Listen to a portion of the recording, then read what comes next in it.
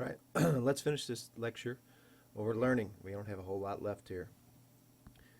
All right, part of reinforcement is setting up a schedule of reinforcement. It controls how often the reinforcement occurs, which determine how effective it actually is. A couple different kinds here. The first one is continuous. This means that every time the behavior is done, it gets reinforced. You hit the lever, get the treat. Hit the lever, get the treat. Hit the lever, get the treat.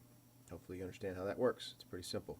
If you get good grades, let's say your parents say you bring home an A, you get $100. For every A, you get $100 every time. Now, that's not very practical, obviously. Some of your parents would be broke. Others, of course, wouldn't have to pay out anything. But some of your parents would be totally broke. Now, the problem with this is that as soon as the behavior, or as soon as the reinforcement stops, in other words, you stop getting $100, the behavior, all the studying and everything else to get that A, drops off very quickly. It's the same way with the rat and the lever. I mean, if he's getting it every time he hits the lever, he gets a treat, he will stop very quickly after the treats no longer are coming. Partial reinforcement, obviously another way of doing it. It's much more practical. It's when you're not reinforced every time, and it usually lasts longer after the reinforcement stops. So if you're getting it sporadically, you're more likely to keep going, expecting it just around the corner anytime. Excuse me. So there are two categories here as well. One of these is an interval schedule, which deals with time. That is, time as in clock time. There are two types of these. One of these is a fixed interval schedule. It means there's an exact amount of time that has to occur between the reinforcements. What will happen here, if you've ever been in a big car wreck or had an operation or know somebody who has, a lot of times they give them this little thing that's hooked up to their IV that allows them to have morphine. Now, if they didn't regulate how much morphine you'd have, you'd sit there and press it until you passed out every time. Well, they give you so much every hour, so no matter how much you press that button, it only gives you the reinforcement on the hour. So what happens is, like where it says there, the response time slows right after the last reinforcement and build up right before the next. Well, what will happen is you'll hit it, you'll get your reinforcement, and you know it's not going to work for an hour, so you set it down. And then when it's starting to get close, maybe you're starting to feel some pain, you start pressing it, pressing it, pressing it, there it is, and then you set it down again. So if you were to graph it, it looks like a lot of peaks and valleys. All right? There's a variable interval schedule, which means there's a variable amount of time. It's random. I don't have a really good example of this because in nature these really normally don't occur. If you set them up to a computer or something like that where the computer generated how often you got it, maybe 5 minutes, maybe an hour, maybe 10 minutes, you don't know. That would give you a more steady thing rather than peaks and valleys. It would be a constant thing across the top. A ratio schedule is the other type of reinforcement schedule. It deals with the number of responses it takes to be reinforced. And there are two types of these. You have the fixed ratio, which means there's a set amount of behaviors that have to happen before you get reinforced. It's only effective if the amount is small. For an example, there used to be a store here in Nixa that rented DVDs or movies or whatever, and every fifth movie rental you get one free. Okay, you had to come in and buy 4 or 5. And the fifth one would be free. That is a fixed ratio schedule. It's a set amount of times. Every fifth time you hit the lever, you get a treat. Or that is, it only works with a small thing. I think Subway has something where you go in and you buy so many subs and you get the 10th one free. It only works if it's small. Nobody's going to go in there and say, "Oh, you get your 100th sub free." That'd be a ripoff. All right, a variable ratio schedule is a reinforcer that is applied after a variable number of behaviors. It maintains a very high response rate, a slot machine. You don't know if it's going to pay off the first time you put $1 in there or the 300th time you put $1 in there. So it's variable, but you never know. It might be the next one. You just want to spend one more, one more, one more. If you've ever been in Vegas, you know those people are pretty serious about their slot machines. Extinction occurs in operant conditioning just like in classical conditioning. In classical, if we quit backing up the bell with the food, it didn't work anymore. Same thing happens here. If you don't back up that behavior with some type of reward or some type of stimulus, then it's not going to work either. Now, where do we use all this for? One of these things is called shaping. It's a way of teaching complex behaviors in which you first reinforce small steps in the right direction, like riding a bike. Most of us we didn't start on a bike. We didn't walk out there or stumble out there and jump on the bike and go. Most of us started with something like a big wheel or maybe a tricycle. And then a lot of people have training wheels. You go from a tricycle, they put you on these training wheels, then maybe they move the training wheels up, so you're not just very steady, but you can lean from one side to the other. And then the big day comes when somebody grabs hold of the back of the bike, runs down the street, and you're pedaling along like it's no problem. You turn around and they're half mile back there, and you realize that you're riding the bike. So you're reinforcing things in the right direction. Program learning is similar to this, but you have to complete all of the steps before you move to the next level. A lot of computer games are set up like this. Before you get to the really cool part of the game, you got to do all the little boring, trivial stuff. Some of you had a reading program called SSR, SRA in grade school, where in order to move to one level, you had to complete all this one color before you moved to the other colors. I think they still use things like that. Classroom discipline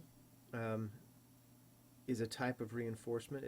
The positive behavior is reinforced, the negative's not. I've said in theory on this because it doesn't always work like that. If you've got a kid in there who's screaming for attention, he'll do anything to get attention.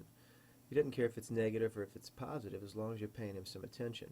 Now, if you can pick out the moments when he's doing things correctly and reinforce those things and not the negative things, then he will strive to do the positive things, and you end up with a much better kid.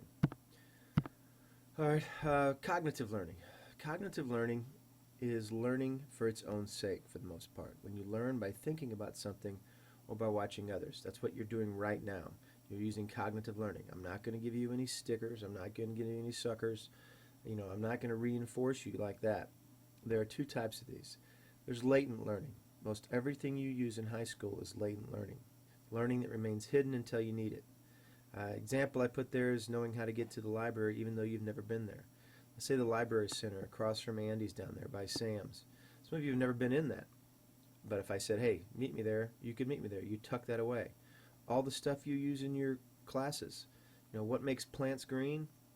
It's chlorophyll. Have you needed to know that? No. But it's tucked away. You know it's there. All your math problems. When are we ever going to use this? When I taught math, I heard that all the time. But you're tucking it away, and then occasionally somebody's going to say, hey, I've got a right triangle here, and I can't figure out the distance across this diagonal. And you're going to go, oh, Pythagorean theorem. I got that. All right. Observational learning. It's acquiring knowledge and skills by observing and imitating others. We learn more by imitating our parents than by what they say. Children who watch violent TV are more likely to become violent. Now that's just good parenting there.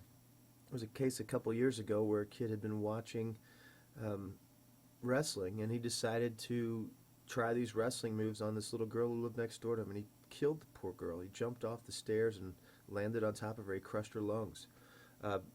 That's poor parenting. The parents got to say, that's fixed. You can't really do that, but he did. But we learn by watching others. All your math classes, you're watching the teacher work problems on the board, and then they say, okay, you do it. That's observational learning. Behavior modification, there's a couple ways to do this. Just like in the latent, in the last type of learning, the correct classroom discipline can be modeled. You pick that kid out who does everything right, and you say, look, this is how I want you to do it. All right? Some of them have token economies. I had a couple step kids that went to Thomas, and they got Thomas bucks, and if they did things good, they got these little dollars, and then when they had like a book club, a book fair, they would get able to spend that money. And personal contracts.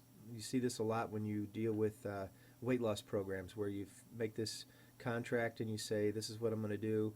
I mean, nobody's going to take you to court over it, but it's a contract where you keep it with yourself.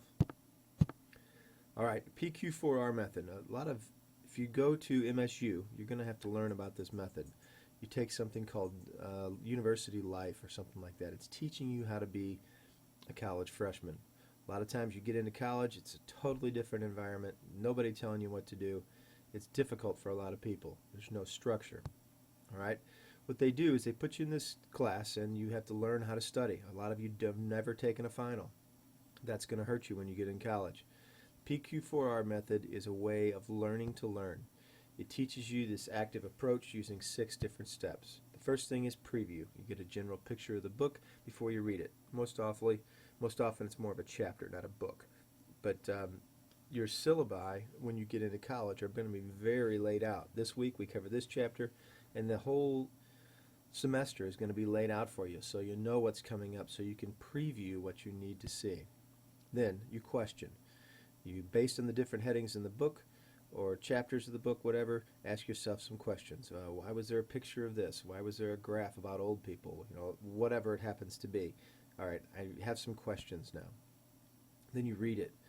Now that you have that purpose, which is answering those questions, you read with the intent of finding their answers.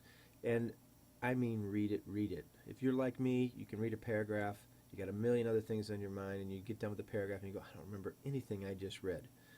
You need to learn to read and focus on what you're trying to read. Otherwise, college gets very difficult.